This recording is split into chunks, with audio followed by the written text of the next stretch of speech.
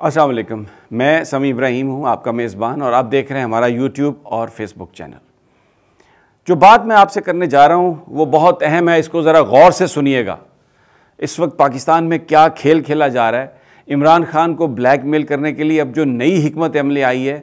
उसमें किस तरीके से ये एक्शन करेंगे, मैं पूरी तफसील आज आपको इस व्लॉग में बताने जा रहा हूँ। और ये बहुत ज़रूरी है आप लोगों के लिए कि जो 14 अगस्त का जलसा है उसमें आप निकलें, उस जलसे को एक तारीख़ी और इतना बड़ा जलसा बनाएं कि जो ये साजिश करने वाले हैं एक दफ़ा वो कांप जाएं। साजिश ये की जा रही है कि जो रेफरेंस बनाया गया है तोशा खाना का, कि इमरान खान साहब को जो तोहफ़े मिले उन्होंने उन तोहफ़ों को बेचा, लेकिन अपने असासों के तौर पर उनका इजहार नहीं किया अपने जो इलेक्शन कमीशन के गोशवारे हैं। तो ये जो केस है, जो केस बनाने वाले हैं वो इसको पैरेलल ड्रा कर रहे हैं, ये इसको मिला रहे हैं उस केस के साथ जिसमें नवाज शरीफ डिस्क्वालीफाई हुए थे सुप्रीम कोर्ट ऑफ पाकिस्तान में, कि उन्होंने अपना एक अकाउंट अकामे की बुनियाद पर जो अकाउंट था उसको ज़ाहिर नहीं किया था और उस अकाउंट को इस्तेमाल किया गया था बहुत सारा पैसा बाहर भेजने के लिए। लेकिन नवाज शरीफ साहब यही कहते हैं कि ये मेरे बेटे का अकाउंट था कंपनी का, और मैंने अगर तनख्वाह नहीं ली तो वो मेरे असासे कैसे बन गए। तो अदालत ने कहा कि क्योंकि जो तनख्वाह है वो आपके एसेट्स हैं, आपने इन एडवांस उनको नहीं डिक्लेयर किया था, इसलिए आप सादिक और अमीन नहीं हैं, आपने छुपाया है। अब यही वो जो अप्लाई करना चाह रहे हैं इमरान खान पर, और कह रहे हैं कि तोशा खाना के जो तहाइफ आपको जो मिले थे बाहर से, जो तहाइफ तोशा खाना में थे, आपने उनको बेचा लेकिन उनको अपने एसेट्स के तौर पर ज़ाहिर नहीं किया। कानूनी तौर पर इमरान खान जो भी उनको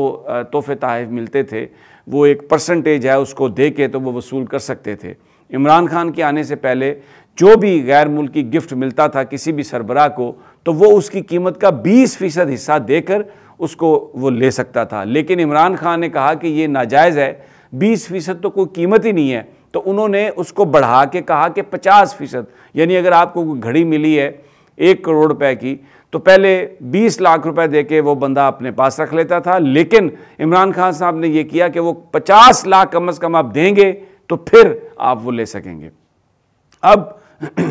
वो जो सारे के सारे जो तोशा खाना से जो उन्होंने तहाइफ लिए वो डिक्लेयर्ड हैं, वो इमरान खान के अपने जो गोशवारे हैं, वो जो टैक्स रिटर्न के लिए FBI को जो हर साल उनका गोशवारा फाइल होता है उसमें वो डिक्लेयर्ड हैं। शायद ऐसा मुमकिन है कि जिस साल लिए गए उस साल डिक्लेयर ना हो, लेकिन उससे अगले साल ये डिक्लेयर कर दिए गए थे,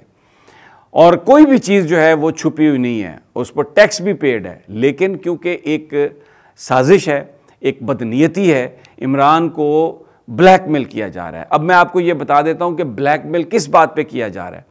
इमरान खान साहब ने ये बात बताई, एस्टेब्लिशमेंट को भी बताई, सियासतदानों को भी बताई, इस मुल्क की तमाम वो कुव्वतें जो नवाज शरीफ को लाना चाहती हैं उनको ये बताया कि जो मर्ज़ी हो जाए मैं NRO नहीं दूंगा नवाज शरीफ को, मैं उसको माफ़ी नहीं दूंगा, मैं कोई ऐसी लेजिस्लेशन नहीं करूंगा जहां पर जो ताहियात नाअहली है वो ख़त्म होगी, सिर्फ एक टर्म की नाअहली बन जाए और नवाज शरीफ आके तो इंतखाबात में हिस्सा ले सकें। अब जो हमें ज़राए बता रहे हैं, साजिश ये तैयार की गई है कि आप इमरान खान को भी ताहियात नाअहल कर दें। जब उनको ताहियात नाअहली की तलवार उनके सर पे लटकेगी तो वो फिर बात करने के लिए तैयार होंगे और नवाज शरीफ साहब को वापस लाया जाएगा। ये सब कुछ जो किया जा रहा है, जो लोग पहले इंपोर्टेड गवर्नमेंट लेके आए, जो उनके सहूलतकार बने, जिनके पास ताकत है, जो इस हुकूमत की बिसाखियां बने हुए हैं, जो पूरी दुनिया से जो पैसे मांग रहे हैं इस हुकूमत को सपोर्ट देने के लिए, इस सिस्टम को आगे ले जाने के लिए, ये जो गवर्नमेंट है जो जिसके पास कोई अक्सरियत नहीं है, कोई मॉरल अथॉरिटी नहीं है, वही कुव्वतें, अब ये एक परसेप्शन है यहाँ पर इस मुल्क में कि अब वो इमरान खान को ब्लैकमेल करने के लिए ये तरीका इख्तियार कर रही हैं। और इसमें नून लीग का किरदार क्या है, आसफ जरदारी का क्या किरदार है? उनका किरदार ये है कि उन्होंने सुप्रीम कोर्ट ऑफ पाकिस्तान पर दबाव डालने के लिए उसके ख़िलाफ़ बयानात देना शुरू कर दिए हैं, और ये कहा है, पिछले कई हफ्तों से ये चीज़ चल रही है कि इमरान खान के लिए तो डिस्क्रिशनरी रियायत हैं, जबकि नवाज शरीफ के लिए नहीं हैं और उनको तो डिस्क्वालीफाई किया गया। लेकिन अब इमरान खान को हर तरह से रिलीफ मिल रही है। जब कासिम सूरी साहब की रूलिंग थी तो रात को अदालतें खुली थी और फिर उसको फिर गैर कानूनी भी करार दिया गया। वो बहुत बड़ा रिलीफ था जो सुप्रीम कोर्ट ऑफ पाकिस्तान ने दिया शहबाज शरीफ को, उसकी बिना पर वो वज़ीर आज़म बने। तो दर हकीकत पाकिस्तान में जो ये इल्ज़ाम लगाते हैं चौधरी परवेज़ इलाही पर कि ये जुडिशल वज़ीर आला हैं, तो जो जुडिशल वज़ीर आज़म हैं वो शहबाज शरीफ हैं, कोई अक्सरियत नहीं है, लेकिन जुडिशल वज़ीर आज़म है। उसके बाद जो कानूनी मामलात थे उसमें सुप्रीम कोर्ट की अपनी जजमेंट आ चुकी हैं, और जो पंजाब असम्बली का वाक़या था उसमें अगर सुप्रीम कोर्ट कानून और आइन के मुताबिक फ़ैसला न करती तो कहाँ खड़ी होती सुप्रीम कोर्ट? पाकिस्तान की आवाम की नज़रों में क्या उसकी वक़्त रह जाती? तो अपनी क्रेडिबिलिटी रिस्टोर करने के लिए और फिर कानून और आइन के मुताबिक ये फ़ैसले हुए। अब उमर अता बंदयाल साहब को कॉर्नर किया जा रहा है, और ये मैं आपको बताऊँ यही वो ब्लैकमेलिंग थी हुकूमत की, जिसकी वजह से अटॉर्नी जनरल ने और वज़ीर कानून ने चीफ जस्टिस उमर अता बंदयाल की तरफ से जो नॉमिनेशंस आई थी सुप्रीम कोर्ट के जजेज़ की, उनके ख़िलाफ़ वोट दिया और उसके साथ ये मुतालबा कर रहे हैं कि जी फुल कोर्ट का बेंच बनाया जाए। अब अगर हम जो इस वक्त 13 जजेज़ हैं उनकी पूरी तादाद को देखें, उनके माजी को देखें, उनकी एफिलिएशंस या उनकी जजमेंट्स को देखें, तो हमें ऐसा लगता है कि सुप्रीम कोर्ट जो है वो नज़रियात की बिना पर जो जजेज़ हैं उनके एक दूसरे से जो मुख्तलिफ नज़रियात हैं वो बिल्कुल वाज़े हैं, वो बिल्कुल सामने हैं। नून लीग ये कहती है कि अगर फुल कोर्ट बेंच में ये केस जाएगा तो फ़ैसला नवाज शरीफ के हक़ में आएगा, फ़ैसला इमरान खान के ख़िलाफ़ आएगा, और जब वो फ़ैसले की तलवार लटक रही होगी तो फिर एस्टेब्लिशमेंट आगे कहेगी कि खान साहब अब तो आप भी डिस्क्वालीफाई होने लगे हैं, तो इसलिए आप अब नवाज शरीफ को NRO की जो बात हो रही है आप एग्री कर जाएं, उनको आने दें, मुकदमात को एक साइड पर रखें। आप ये जो ओवरसीज़ पाकिस्तानियों के वोट की बात कर रहे हैं इसको आप एक साइड पर रखें और आप इलेक्शन लड़ें। इस वक्त जो सूरत हाल है यहाँ पर जो कोशिश हो रही है, मैं आपको ये बताना चाहता हूँ कि एक इलेक्शन करवाने के लिए यहाँ पर जो ताकतवर हलके हैं वो तैयार हैं, लेकिन वो ऐसा इलेक्शन चाहते हैं जिसमें इमरान खान को 2/3 मेजॉरिटी ना मिले, जिसमें इमरान खान के साथ उन लोगों को शामिल किया जाए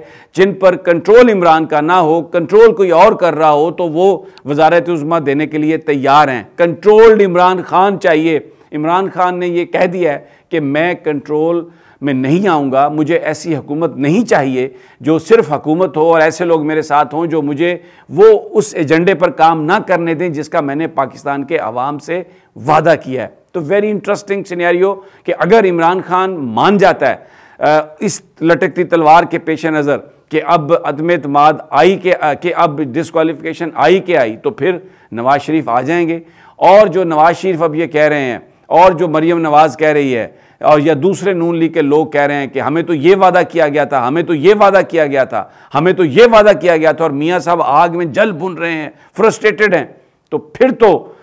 उनका भी जो उन्होंने जो वादा किया था वो पूरा करने की पोजीशन में होंगे। और अगर इमरान नहीं माने तो वो फिर कहते हैं कि हम सुप्रीम कोर्ट से इमरान खान को डिस्क्वालीफाई करवा देंगे। ये एक परसेप्शन की बात कर रहा हूँ, अदालत तो कानून के मुताबिक फ़ैसला करेगी और मेरी कोई औकात नहीं है कि मैं किसी पर शक व शुबे का इजहार कर सकूँ, लेकिन माजी में ऐसा हुआ। जस्टिस काजी फ़ायज़ ईसा साहब के बेंच ने जो हुदैबा केस था वो जब सुप्रीम कोर्ट के अहकामात पर नैब को कहा गया कि वो केस बनाए, तो उसको जनाब काजी फ़ायज़ ईसा साहब की सरबराही वाले बेंच ने उसको ख़त्म किया। उन्होंने कहा इसकी कोई गुंजाइश नहीं है, रिलीफ मिले। और हमें नज़र आता है, अगर आप फ़ैसले उठा के देख लें तो बहुत सारे बेंचेस ऐसे हैं जिनके एक तरफ फ़ैसले हैं, बहुत सारे बेंचेस हैं जिनके दूसरे तरफ फ़ैसले हैं। और अभी इस वक्त जो जजेस की तादाद हमें नज़र आ रही है उनमें अक्सरियत उन लोगों की नज़र आ रही है, अगर फुल कोर्ट किसी चीज़ को सुने कि वो ऐसा फ़ैसला करेंगे जिसके कर सकते हैं, करेंगे तो मैं नहीं कह सकता, ऐसा फ़ैसला कर सकते हैं, ऐसा फ़ैसला हो सकता है जिसके बेनिफिशरी नवाज शरीफ साहब हों। और बड़ी ये इस वक्त जो कहानी है वो यही चल रही है। उमर अता बंदयाल साहब को भी कॉर्नर कर दिया गया।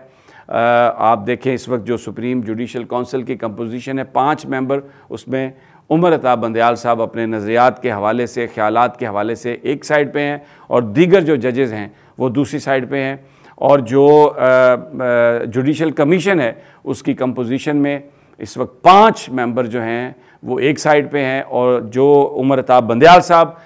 जो करना चाह रहे हैं उनके साथ सिर्फ 4 वोट हैं। और अब ये सजाद अली शाह साहब परसों या अगले उससे दिन रिटायर हो जाएंगे, तो उसके बाद ये 3-6 की रेशो हो जाएगी। तो नून लीग ये समझती है, और वो लोग जो उनके गालबन सहूलतकार हैं, ताकतवर लोग हैं, वो ये समझते हैं कि इनके लिए आसान होगा इस सिचुएशन में इमरान खान के लिए, इमरान खान को कंट्रोल करने की कोशिश करना, उसको दबाना। लेकिन खान इस बात पर तैयार नहीं है। मैं आपको ये बता रहा हूँ, इमरान खान ने लड़ने का फ़ैसला कर लिया है, और उसमें उसकी जो सबसे बड़ी ताकत है वो मोरालिटी और पाकिस्तान के अवाम है। अगर आप लोग निकलेंगे, अगर पाकिस्तान के लोग 14 अगस्त को इमरान खान के जलसे में इस तरह से निकलें कि ज़मीन उनके पाँव के नीचे कांपने लग जाए, और उनकी आवाज़ों से जो फ़िज़ा है वो इस तरह से भर जाए कि उन कानों तक वो आवाज़ें चली जाएं कि अगर खान को आपने कुछ इस तरह से दबाने की कोशिश की तो पाकिस्तान के लोग उसको एक्सेप्ट नहीं करेंगे, तो फिर इन लरजते हाथों में हिम्मत नहीं होगी कि वो कोई इस तरह का फ़ैसला ले सकें, इस तरह इमरान खान को कॉर्नर कर सकें। ये मैंने सारी साजिश जो हो रही है आपके सामने खोल के रख दी है। इमरान खान ने भी बाल पाकिस्तानी अवाम के कोर्ट में फेंक दी है। अभी तक अवाम निकले हैं, उसको मायूस नहीं किया, लेकिन अब ये एक डिसाइसिव और फैसला कुन मोड़ आ रहा है। तो निकलें घर से 14 अगस्त को, और जो बाहर पाकिस्तानी हैं वो भी निकलें अपने अपने शहरों में और पाकिस्तानी कौंसलेट्स के सामने जाके दुनिया को ये पैगाम दें कि ज़िंदा कौम है और अपने फ़ैसले खुद करना चाहते हैं, और इस 14 अगस्त को हकीकी आज़ादी की जदोजहद के लिए जदोजहद का फाइनल डेस्टिनेशन की तरफ मार्च शुरू करने लगे हैं। अल्लाह करम करेगा। इजाज़त दीजिए, अगली वीडियो तक इंशाअल्लाह जल्द मुलाकात होगी। अल्लाह निगहबान।